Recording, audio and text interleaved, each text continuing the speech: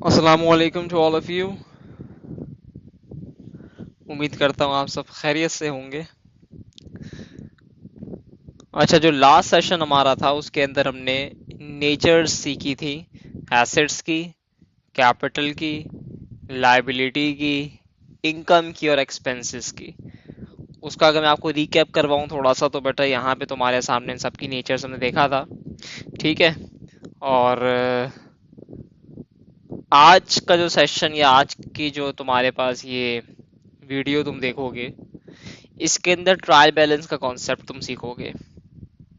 देखो, मैंने आपको लास्ट वीडियो के अंदर या लास्ट सेशन के अंदर ये चीज आपको बता दी थी कि अगर आपने ये नेचर्स आपको याद हो गई, so you will be able to grab the concepts and you will be able to prepare the journal entries. The student will be able to prepare T accounts, and the student will also be able to balance the last thing, which is your trial balance. ये basically जो हमारे पास Cambridge के O levels के student होते हैं, उसके syllabus के अंदर ये चीज़ है। ए लेवल्स के बच्चा जाहिर है जब वो ए लेवल्स में आ जाएगा तो एडवांस लेवल में होता है, उसको ये चीज़ें कोई इतनी प्रॉब्लम क्रिएट नहीं करती। तो यहाँ ट्रायल बैलेंस का कॉन्सेप्ट आप समझ लो बच्चों कि ट्रायल बैलेंस बेसिकली है क्या। तो trial balance is a list of balances on accounts in the ledger at a certain date. Specifically तुम्हारे पास different, like you have assets, different liabilities, capital, investment, मुख्तलिफ चीज़ें तुम्हारे पास होती हैं। तो एग्जामिनर तुम्हें क्या करेगा, एग्जामिनर तुम्हें वो पर्टिकुलर डिटेल्स प्रोवाइड कर देगा विद रिस्पेक्टिव अमाउंट्स। जब बच्चों तुम्हें अमाउंट्स मिल जाएंगी तो फिर आपने ये कॉलम्स डिसाइड करने हैं या साइड डिसाइड करनी है या नेचर डिसाइड करनी है, whether you have to put that amount on debit side और ऑन क्रेडिट साइड।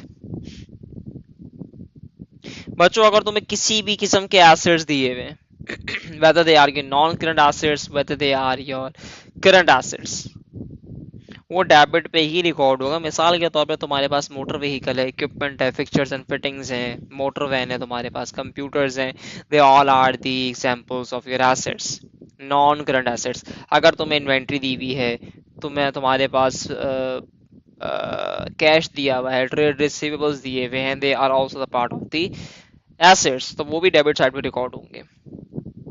सेकेंडली, किसी भी किस्म के बच्चों तुम्हें एक्सपेंसेस दिए हुए हो, वो भी डेबिट साइड पे रिकॉर्ड होगा।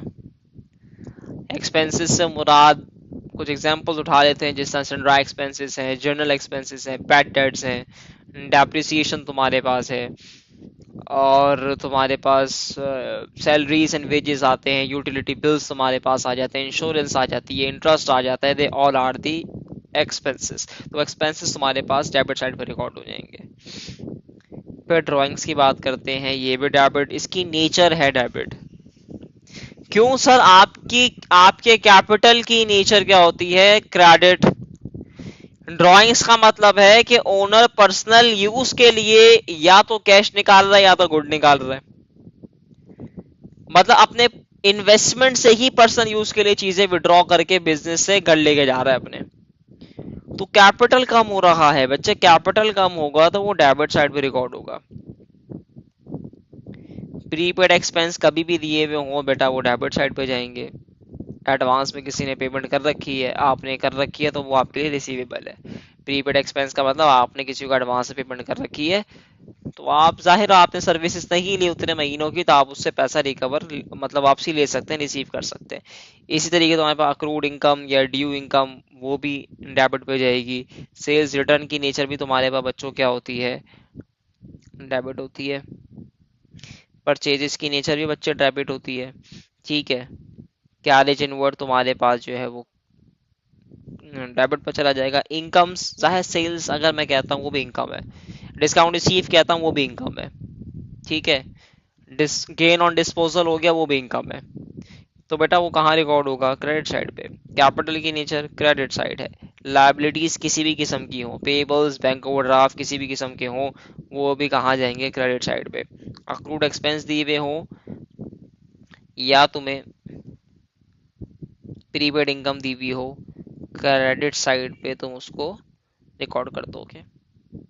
ठीक है, देखो पर्पस क्या है इस पूरी चीज को समझने का, वो यही है कि यार तुम्हारे पास जो एरर्स हैं उसको ये आइडेंटिफाई कर सकता है। Trial balance is able to identify the errors, और इसी की मदद से, ट्रायल बैलेंस की मदद से तुम फाइनेंशियल स्टेटमेंट्स बना सकते हो।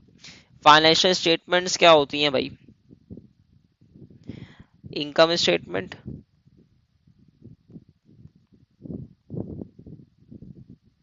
और स्टेटमेंट ऑफ फाइनेंशियल पोजीशन। ठीक है, फिलहाल ये नाम याद रखो आप लोग कि भाई इनकम स्टेटमेंट और statement of financial position, SOFP को हम क्या कह देते हैं? फाइनेंशियल स्टेटमेंट्स कह देते हैं। लेकिन जरूरी नहीं है बच्चों के ट्रायल बैलेंस हमेशा तुम्हारे पास एरर फ्री हो। इसके अंदर मजीद कुछ एरर्स मिलते हैं जिसको हम पुअर CC के नाम से आगे लेक्चर्स में डिस्कस करेंगे। आपके एक ट्रायल बैलेंस अगर ये बैलेंस भी हो जाता है ना, मिसाल के तौर पे ये बैलेंस हो गया, ये इसकी गारंटी नहीं है कि ये एरर फ्री है।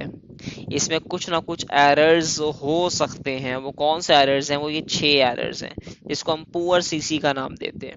ये इंशाल्लाह जब आपको लेक्चर्स मिलेंगे और उन लेक्चर्स के अंदर आप एक चैप्टर पढ़ेंगे जिसको हम कहेंगे करेक्शन ऑफ एरर्स, तो उसके अंदर हम ये पुअर CC इंशाल्लाह डिस्कस करेंगे। ठीक है, तो फिलहाल ये तुम्हारे पास ट्रायल बैलेंस का छोटा सा कॉन्सेप्ट था, तो होपफुली तुम लोगों को समझ में आया होगा। इसकी तुम प्रैक्टिस भी कर सकते हो, कोई सवाल है तो पूछ लीजिएगा। ठीक है जी, ओके, जज़ाकल्लाह खैर, अल्लाह।